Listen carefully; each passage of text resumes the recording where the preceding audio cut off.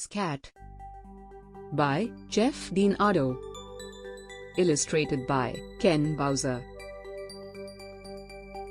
Cat always dreamed of going into space.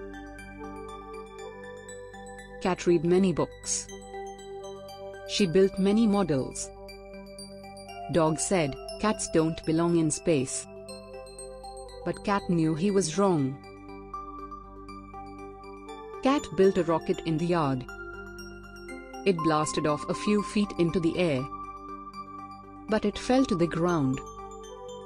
I told you, said Dog. Cat read more books. She built better models. Dog said, you are going to fail. But Cat knew he was wrong. Cat built a new rocket in the yard.